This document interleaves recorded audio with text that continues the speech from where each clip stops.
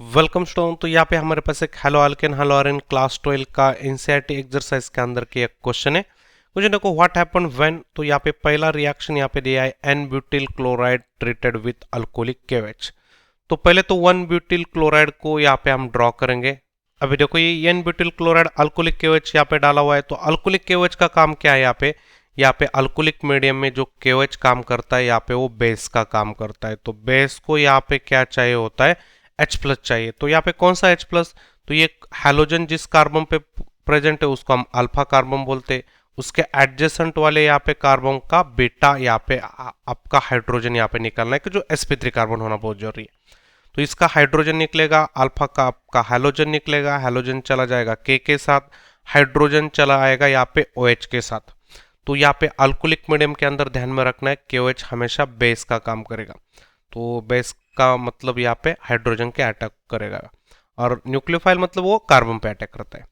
तो फिलहाल यहाँ पे आपका क्या हो जाएगा, अल्फा पोजीशन का हैलोजन, बीटा पोजीशन का हाइड्रोजन। तो इसको अल्फा बीटा एलिमिनेशन भी बोला जाता है। तो this is alpha beta elimination according to the Saytzeff rule. यहाँ पे हमें आपका अल्किन बनाना है, तो एक ही पॉसिबिलिटी यहाँ पे बनेगी। तो ये जो रिएक्शन है वो एलिमिनेशन कैटेगरी की आती है, तो यहाँ पे हम एलिमिनेशन बोलेंगे। डिहाइड्रोहाइलोजनेशन भी इसको बोला जाता है, क्योंकि हमने हाइड्रोजन और हाइड्रोजन इनको रिमूव किया है, इसलिए इसको डिहाइड्रोहाइलोजनेशन भी बोला जाता है।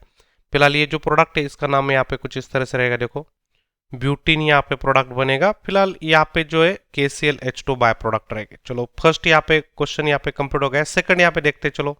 देखो अभी यहाँ पे सेकंड के अंदर ब्रोमोबेंजीन यहाँ पे हमने लिया हुआ है, इसको हमने ट्रीटेड विथ Mg मेटल यहाँ पे in the presence of dry ether. तो यहाँ पे क्या बनता है, यहाँ पे Mg और ये जो है ये यहाँ पे आपका रिंग का कार्बन और Br इनके बीच यहाँ पे Mg जुड़ जाता है, मतलब यहाँ पे ग्रिग्नार्ड रिएजेंट का फॉर्मेशन यहाँ पे हो जाता है। देखो तो ग्रिग्नार्ड रिएजेंट बहुत इंपॉर्टेंट एक ऑर्गेनोमेटेलिक कंपाउंड नाम से भी बहुत फेमस है। तो देखो यहाँ पे आपको बेंजीन मैग्नीशियम ब्रोमाइड यहाँ पे मिल गया। फिलहाल यहाँ पे कार्बन और Mg इनके बीच का जो बॉन्ड है यहाँ पे कोवैलेंट बॉन्ड रहेगा, और Mg और Br के बीच का बॉन्ड आयनिक रहेगा। तो benzene magnesium bromide is a Grignard reagent. इसको ऑर्गेनोमेटेलिक कंपाउंड नाम से भी जाना जाता है। तो यहाँ पे हम मेंशन करेंगे बॉन्ड के जो टाइप है। तो कार्बन मैग्नीशियम के बीच यहाँ पे कोवैलेंट बॉन्ड रहेगा, और मैग्नीशियम टू Br यहाँ पे आपका कौन सा बॉन्ड रहेगा, आयनिक बॉन्ड रहेगा। तो ये जो इस ग्रिग्नार्ड रिएजेंट की यहाँ पे जो खास बात है कि इसके अंदर कोवैलेंट और आयनिक बॉन्ड दोनों भी है, कार्बन मैग्नीशियम के बीच कोवैलेंट बॉन्ड है। तो सेकंड क्वेश्चन यहाँ पे आपको समझ में आया होगा। थर्ड क्वेश्चन की तरफ चलते हैं अभी। चलो देखो अभी थर्ड क्वेश्चन के अंदर chlorobenzene is subjected to hydrolysis. Chlorobenzene का यहाँ पे हाइड्रोलिसिस करेंगे तो यहाँ पे हमें क्या मिलेगा।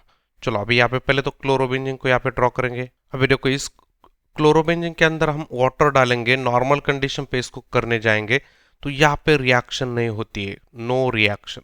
तो इसका रीजन क्या है, रिएक्शन ना होने का रीजन एक ही है, यहाँ पे जो क्लोरीन है वो sp2 कार्बन को यहाँ पे कनेक्ट है, और sp2 कार्बन पे यहाँ पे कोई हाइड्रोजन यहाँ पे हम रिप्लेस नहीं कर सकते, क्योंकि यहाँ पे जो है कार्बन की इलेक्ट्रोनेगेटिविटी ज़्यादा भी है, और दूसरा रीजन ये है कि यहाँ पे क्लोरीन की यहाँ पे लोन पे यहाँ पे कॉन्जुगेशन में तो यहाँ पे डबल बॉन्डेड कैरेक्टर यहाँ पे पैदा हो जाता है। तो यहाँ पे डबल बॉन्ड को तोड़ना थोड़ा सा यहाँ पे डिफिकल्ट है। तो यहाँ पे रिएक्शन नो रिएक्शन, तो नो रिएक्शन के अंदर आती है। बट इसी रिएक्शन को हम थोड़ा सा कंडीशन देंगे, तो यहाँ पे हम मान के चलो कि NaOH हम आपने डाल दिया, और यहाँ पे थोड़ा सा हीट किया, प्रेशर अप्लाई किया, मतलब एक ड्रास्टिक कंडीशन आप कर रहे हैं, तो ड्रास्टिक कंडीशन के अंदर इसका हाइड्रोलिसिस हो जाता है। तो यहाँ पे यही रिएक्शन हम थोड़े सा हायर टेम्परेचर में करेंगे, तो यहाँ पे कुछ इस तरह से हाइड्रोलिसिस रहेगा। देखो तो यहाँ पे देखो एक क्लोरोबेंजीन यहाँ पे हमने लिया है, इसके ऊपर यहाँ पे NaOH डाला है, और एकदम हाई टेम्परेचर यहाँ पे 623 केल्विन 300 ATM प्रेशर। तो इसको हम यहाँ पे कौन सी कंडीशन बोलते हैं, ड्रास्टिक कंडीशन बोलते हैं। तो ड्रास्टिक कंडीशन, तो न्यूक्लियोफिलिक सब्स्टिट्यूशन रिएक्शन हमने एक्चुअली यहाँ पे किया है, देख सकते हैं Cl माइनस यहाँ पे निकाला, OH माइनस यहाँ पे डाला। तो एरोमेटिक रिंग के ऊपर न्यूक्लियोफिलिक सब्स्टिट्यूशन रिएक्शन ये रूट थोड़ा सा डिफिकल्ट होता है। फिलहाल यहाँ पे आपने सोडियम फेनॉक्साइड के अंदर वाटर एसिड कंडीशन में डाल दिया, तो हाइड्रोलिसिस यहाँ पे कंप्लीट हो जाता है। फिलहाल ये रिएक्शन आपको हाई टेम्परेचर पे करना पड़ेगा, नॉर्मल टेम्परेचर पे डायरेक्टली आप नो रिएक्शन बोल सकते हैं। चलो अभी यहाँ पे थर्ड रिएक्शन समझ में आया होगा आपको। नेक्स्ट यहाँ पे लास्ट रिएक्शन देखेंगे। अभी देखो यहाँ पे इथिल क्लोराइड के अंदर यहाँ पे हमें क्या करना है, KOH एक्वस मीडियम का KOH डालना है। तो चलो अभी इसको सॉल्व करेंगे। तो देखो यहाँ पे इथिल क्लोराइड के अंदर एक्वास KOH डालेंगे तो एक्वास KOH का ये जो OH माइनस है ये यहाँ पे न्यूक्लियोफाइल का काम करता है। यहाँ पे जो OH माइनस है ये किसका काम करता है? न्यूक्लियोफाइल। न्यूक्लियोफाइल मतलब यहाँ पे आप क्या बोल सकते हैं कि यहाँ पे कार्बन के ऊपर अटैक करने वाला यहाँ पे इलेक्ट्रॉन रिच सेंटर को यहाँ पे हम क्या बोलते हैं? न्यूक्लियोफाइल। तो इसका पानी के अंदर सॉल्वेशन भी बहुत अच्छा सा हो जाता है, तो इसलिए यहाँ पे इसका H स्ट्रॉन्ग बेस का यहाँ पे इसको हम नहीं बोल सकते क्योंकि सॉल्वेशन पानी के अंदर बहुत अच्छा हो जाता है। तो ये कार्बन की तरफ यहाँ पे जाता है तो ये आपका क्लोरीन यहाँ पे नेगेटिव चार्ज यहाँ पे रिमूव हो जाएगा और यहाँ पे उसके बदले में OH माइनस आके यहाँ पे बैठेगा। फिलहाल ये रिएक्शन एक न्यूक्लियोफिलिक सब्स्टिट्यूशन रिएक्शन है और न्यूक्लियोफिलिक सब्स्टिट्यूशन रिएक्शन हमेशा यहाँ पे sp3 कार्बन पे यहाँ पे फेवरेबल यहाँ पे होती है।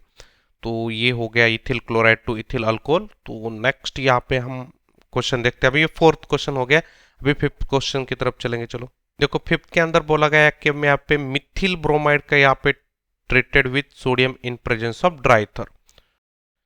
देखो यहाँ पे मिथिल ब्रोमाइड यहाँ पे हमने लिया है, सोडियम के साथ यहाँ पे रिएक्शन किया है in presence of dry ether.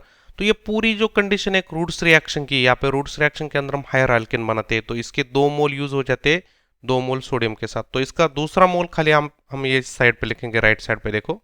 तो यहाँ पे देखो ड्राई ईथर यूज करके यहाँ पे जो आपके कार्बन है ब्रोमीन वाला कार्बन यहाँ पे आपस में कनेक्ट हो जाता है, 2 मोल यहाँ पे यूज किया हमने। तो देखो यहाँ पे ये कार्बन और ये कार्बन आपस में क्या हो जाएगा? कनेक्ट हो जाएगा। ये जो Br यहाँ पे इस 2 मोल सोडियम के साथ यहाँ पे यूज हो जाएगी। तो यहाँ पे 2 मोल सोडियम यूज करना है हमें।